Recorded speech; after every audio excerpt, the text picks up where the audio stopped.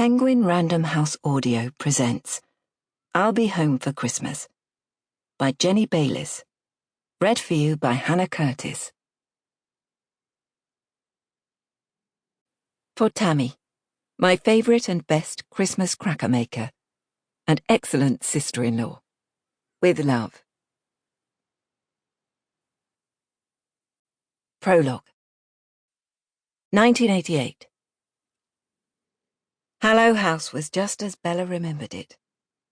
The last time she'd visited Pine Bluff, she was only 10 years old.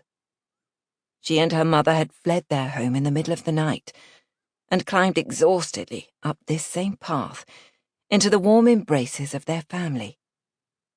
A few days later, her father had arrived and made great proclamations of love and promises that he would never keep. And they had left with him soon after. Bella had waved at her aunts through the back window of the old Ford Cortina and stared longingly after the house until only the spire atop the small turret was visible. And then that too was lost behind rugged hills and Scottish fog. 6 years later, she was back. She peered through the iron railings, her eyes following the path up to the house, a tall Gothic sandstone structure, all Victorian gable trims and too many chimneys. The morning sunlight blinked off the windows, and a flag, emblazoned with the Hallow-Hart family crest, flew at half-mast. This, she knew, was for her mother, and the sentiment warmed her, despite the chill of an early autumn breeze biting into her bones. Cancer had taken her mother in the spring, and last night Bella's remaining parent had disowned her, approximately 30 minutes after she had tearfully confessed to being pregnant. She had hurriedly scooped her possessions into a rucksack, so blinded by tears she couldn't properly see what she was packing. Her father didn't bid her goodbye, but the front door was left wide open, inviting her to use it, and the noise as it slammed shut at her back ricocheted around the tidy terraced houses in the street. As for Carl, the 19-year-old guitar-playing brickie, who had sworn his undying love to her just a few short weeks ago, he had miraculously disappeared the day after she had told him about the baby. The landlady at his boarding house could tell her only that he'd moved to Yorkshire. So, she'd bought a train ticket and headed for the only people in the world she could rely on. The iron gate was unlocked, and it gave with a shuddering groan when she pushed at it. Aside from the flag, it was as though time had stood still beyond the railings encasing the grand house and its generous gardens. To the front, either side of the path, a profusion of flowers danced across the lawns like a carnival, displaying their colour and fragrance right up to October. The gardens at the back were filled with greenhouses, cold frames, neat raised vegetable beds, and a voluptuous herb garden that her aunts used for cooking, cure-alls, and the occasional spell.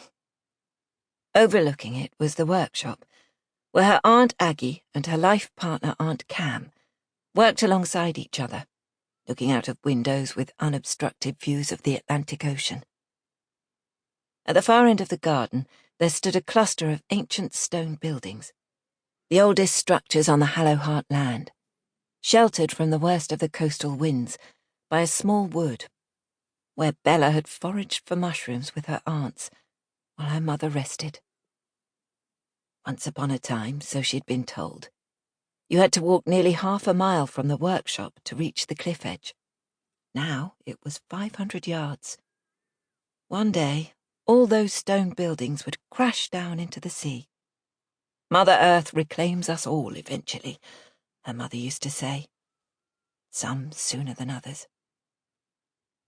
Granny Hazel had recently retired and was currently trekking in Nepal, while Aggie and Cam ran the family business, designing and constructing Hallow-Hart Christmas crackers.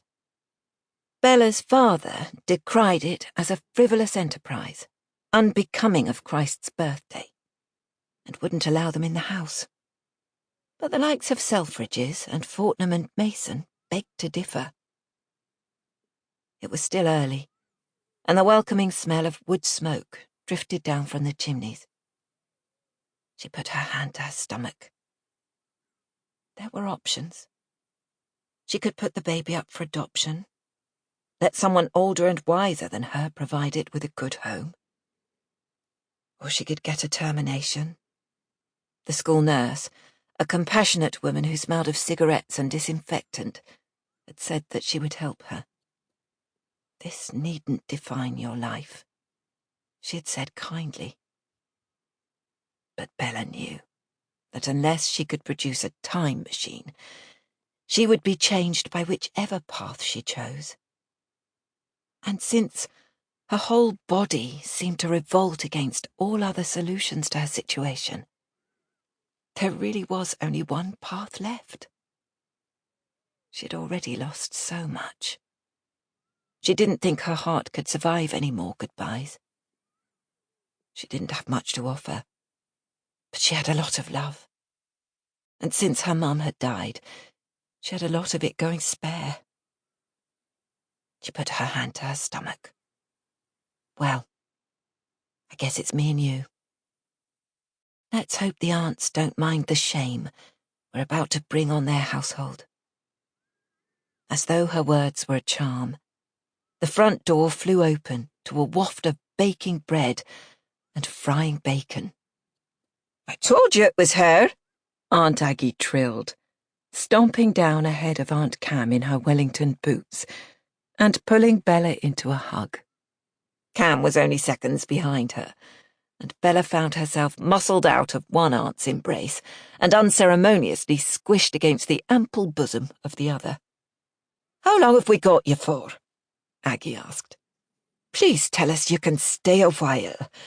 We've been burning herbs all summer, especially on the full moons, asking the universe to bring you to us. But your father's a tough nut, and we weren't sure our invocations would work on him." Her aunts looked at her expectantly. Bella took a deep breath. She began haltingly. I can't go home. Ever. He threw me out because I'm... Instinctively, her hand moved across to her stomach and hovered there protectively. She looked down at it, and the aunts' gazes followed hers, until they were all three staring at her belly. Though there was no sign of a bump yet, her aunts cottoned on quick enough. "It would seem that our dear niece is carrying more than just a bag," said Aunt Aggie, knowingly. "Then she's arrived in the nick of time," Cam declared. "Don't you worry about a thing." She smacked a kiss on Bella's forehead. "You're home now. We'll work this through, together. Whatever you decide to do, we are unquestioningly here for you. You'll find no judgment in this house." "Well, don't keep her out in the cold, Cam. Good Christ, there's nothing of you, child. Never mind. It's nothing that a few home-cooked meals can't remedy. Come along now. In you come. Your room's ready for you." "It's been ready since your mother passed," added Aunt Cam, throwing an arm around Bella's shoulders, at the same time as Aggie wrestled the heavy rucksack off her back and began to herd them both toward the house. "Cam, throw some more bacon in the pan. Mushrooms too. I'll fetch more eggs from the hen house once I've got Bella in front of the fire. And tea. Put the kettle on. I've never seen a wretch more in need of tea in all my days." Bella allowed herself to be herded and fussed into the house. As her boots crossed the threshold, she was engulfed with warmth and a comfort so deep she could have gone to sleep right there on the welcome mat. Dark wood panelling lined the walls of the generous hallway, and a fire crackled in the hearth. On the rug in front of it lay a fat tabby cat and a Labrador, shaped like a barrel, who both woke up and stretched, before coming to greet her. Sample complete. Ready to continue?